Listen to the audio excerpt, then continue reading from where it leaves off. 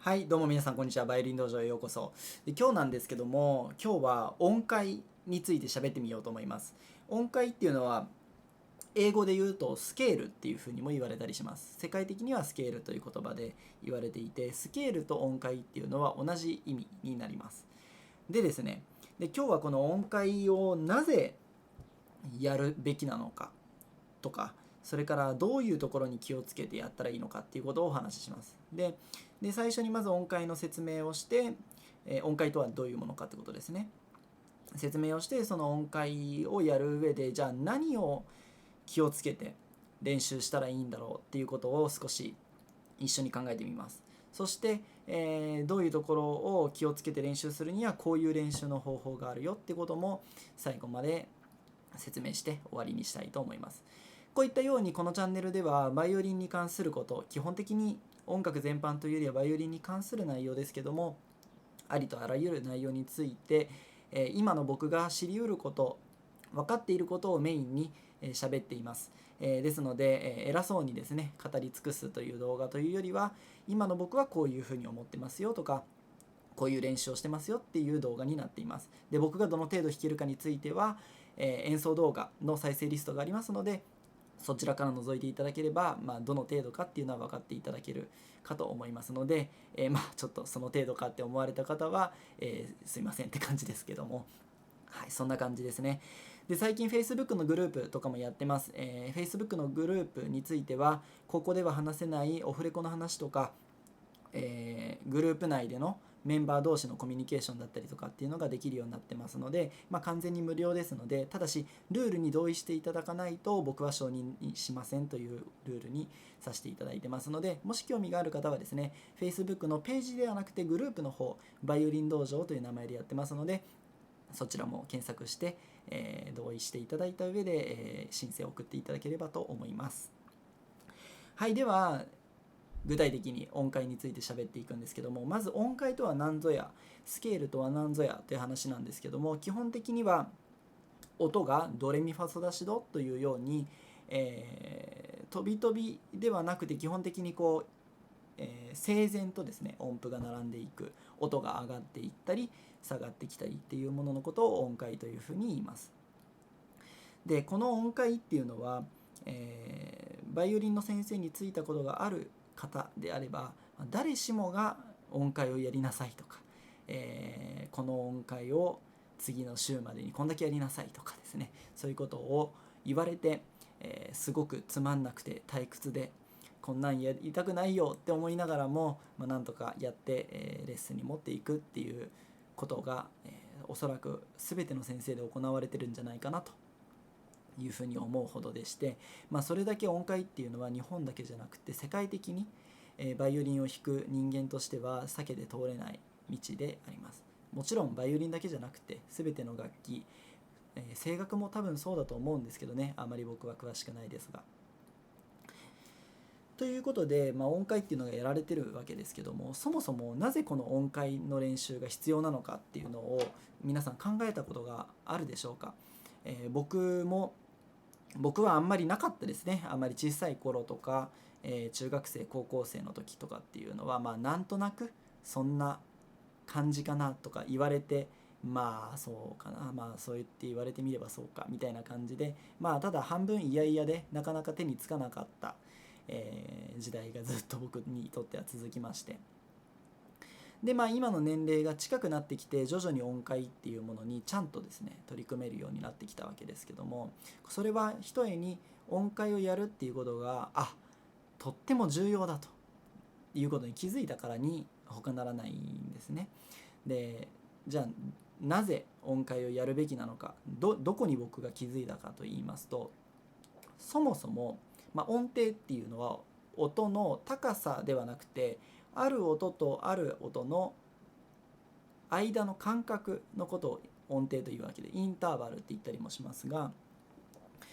音程とはそのとある音ととある音の間のことを言うものでして、その間隔っていうのは実は耳が鍛わってないと、正しい感覚がどこが正しいのかって意外に判断がつかないということに気づいたんです。で、正しい音程っていうのはよく言われることなんですけども、実は僕自身全く自分の音程に何て言うんでしょう、絶対の自信がこれが正しい音程だみたいな風に皆さんに、言う、そんな偉そうなことを言うこと当然できませんし、多分仮に僕がバイオリンをどれだけ上手かったとしても、世界的に有名な人間では当然ないわけですが、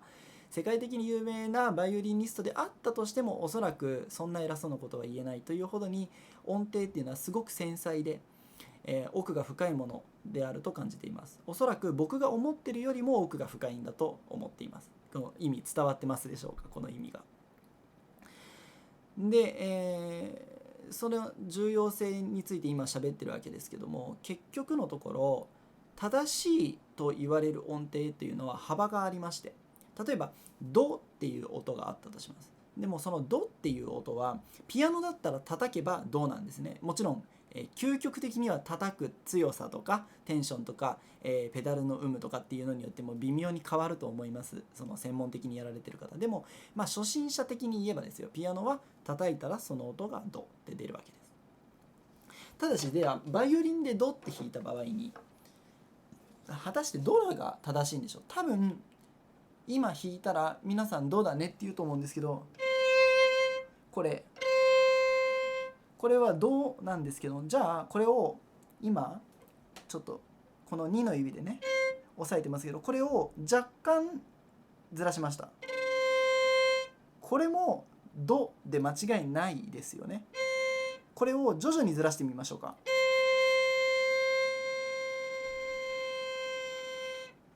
上がって下がったの分かっていただけますでしょうか。つまりバイオリンにおいては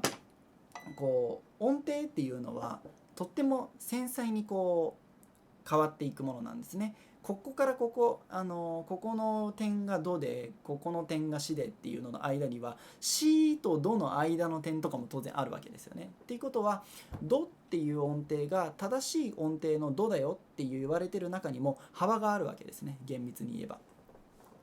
ていうことで、つまり音楽を聴く立場の人間であれば特に音程がどうとかっていうのはあまり考えずに、素晴らしい名演奏の CD とかを聴けばそれで心は満たされるわけなんですが、じゃあいざ演奏しようとなるとですね、音程っていうのは非常に厄介な問題になってきます。ですので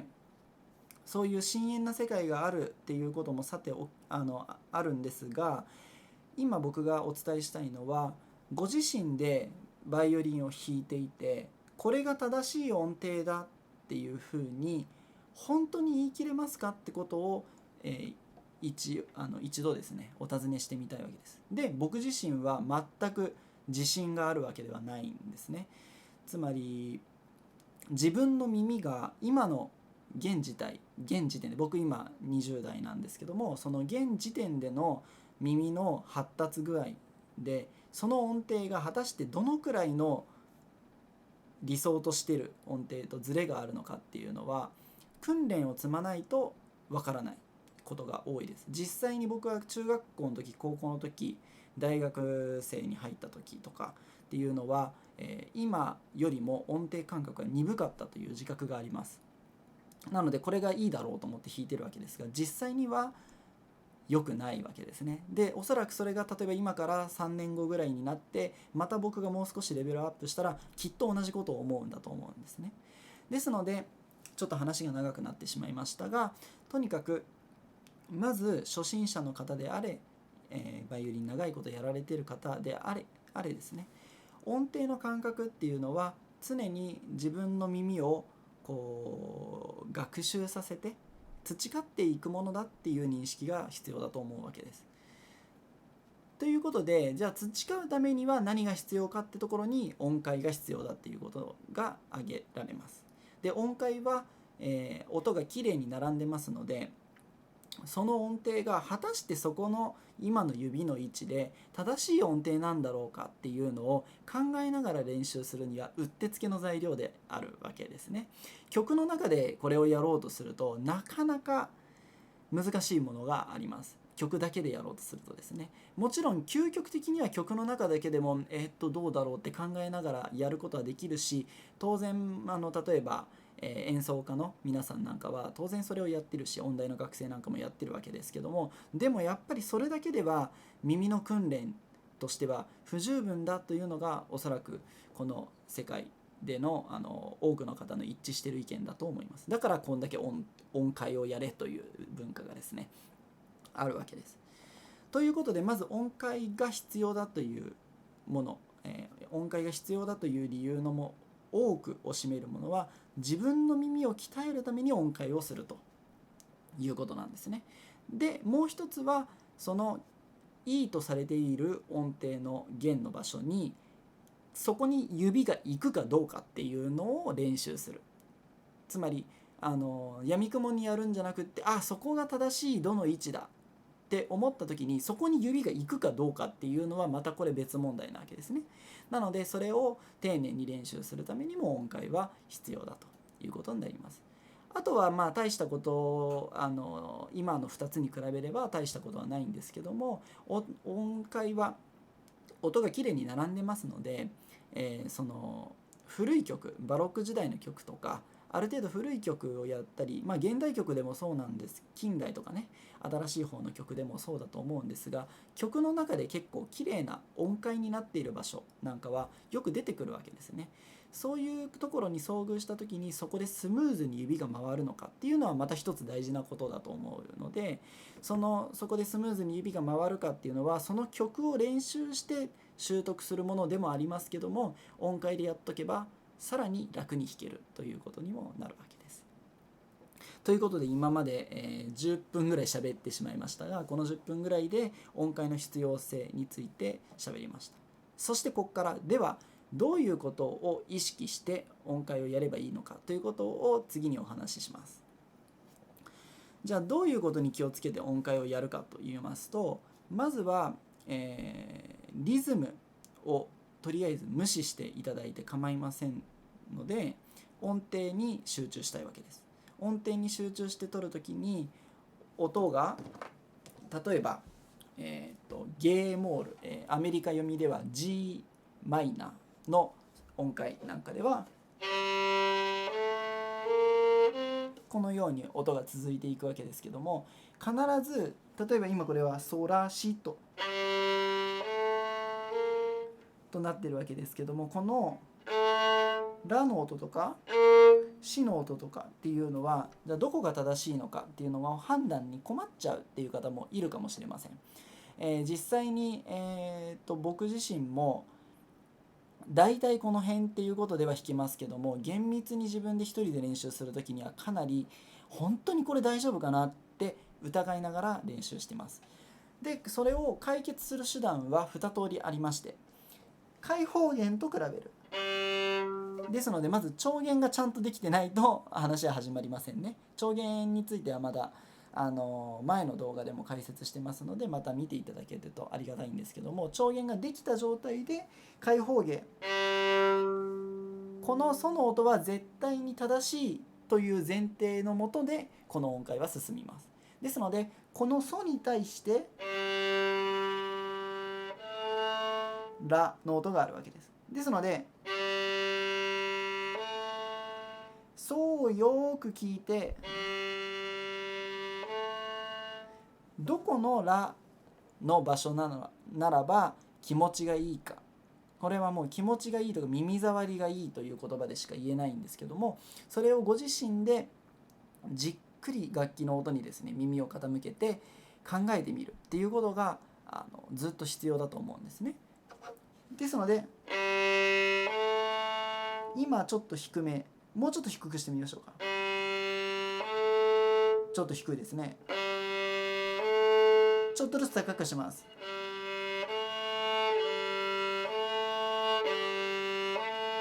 もう一回低くしましょう。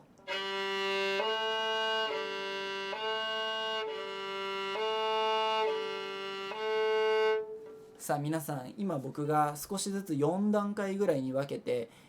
1の指の位置をちょっとずつ調整してみたんですけども、どこが一番気持ちよかったですか？これをご自身の楽器でも繰り返してみられると僕はいいと思うんですね。ですのでこれが全ての指についてどこかな、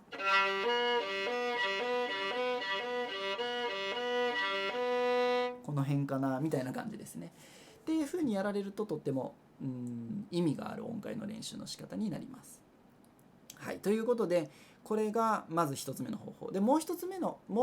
方法はチューナーを使うという方法です。開放弦と比べるってそれはお前そういう風には言うけどそれができたら苦労しないしって思われる方もいらっしゃると思うんですよ、この動画見てて。でそういう方については、チューナーをまず使っていただいて、例えば 442Hz でやるのが日本の例えばオーケストラだと、そういう常識的にそういう風になってる。多分ベルリンだと443とかっていう風になってるらしいんですが、日本では 442Hz なので 442Hz でチューナーを合わせて、それで真ん中にピタッとこう針が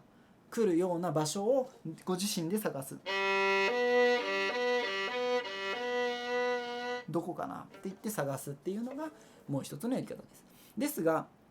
このチューナーに頼ってやるやり方っていうのは実はちょっとあんまり実はお勧めしたくない方法なんです。実は、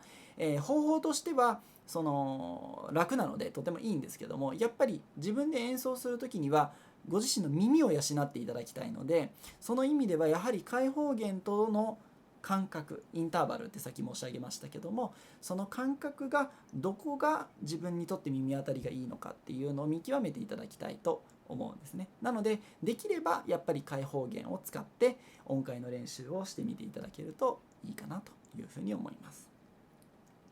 そして最後にじゃあ、具体的にどうやって音階を練習するのかについての話に入っていくんですけども、さっきの音程を取るっていうのはそれでいいわけですね。でじゃあ音階を練習するときに気をつけておいた方がいいポイントっていうのは指の感覚です。今度今これから最後にお話しする話はそもそもの音程とはとか、音程を正確に取るためにはどこを押さえたらいいのかっていうことを頭の中で整理して確認するっていう作業からもう一段階こう先に進みまして、指がちゃんとそこに正しい形でいくかっていう問題になってきます。ですのでこの動画の最後でお伝えしたいのは、指がちゃんとこう何て言うんでしょう、無理な力とか変なこう無理に肩がすっごい凝るような弾き方とかですね、そういう無理やり練習するっていうようなことはあまり音階を練習することにおいては意味がないことです。っていうのはなぜかというと、そうやって無理な力を力んで演奏してしまうと、その音階で演奏していることっていうのがその基礎になってご自身のバイオリンの演奏する技術の基礎となってきますので、それが曲に反映されてしまって変な弾き方になっちゃうってこともあります。それから、音程が不正確になりますので、結局音階やったのにあんまり音程良くならないしコスパ悪いっていうふうに思っちゃう可能性もあるわけですね。ですので例えばさっきのゲーモールだと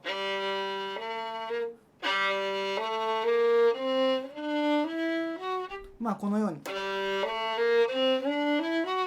こう続いていくわけですけども、この時に指が例えばですね、今このようになってますけども、こんな風になっていってこんな風にこうなっていたりとかですね、明らかに変なところに力が入っているっていう自覚が僕は今あります。でこれはじゃあどの状態がいいかなっていうのをどうやって判断するかというと、まず指が変にこう反っていないことですね。指がちゃんと丸まった状態でいるかということ、それから、肩とかに無理やりなグッてこう挟んだりとか、顎ですごくきつく締めてしまって、首が痛くなっちゃうとか、そういうことをご自身の体の、筋肉がどういうふうに今動いてるのかなっていうのを気にしながら、その上でこの指先も気にするということです。ですので音程を取るときには指の先のこの位置だけで音程は決まるわけですけども、でもこの指先だけに注目するんではなくて、体全体がどういうふうに、動いてるのかっていうことを気にしながらやってみるっていうことをお勧めします。ということで、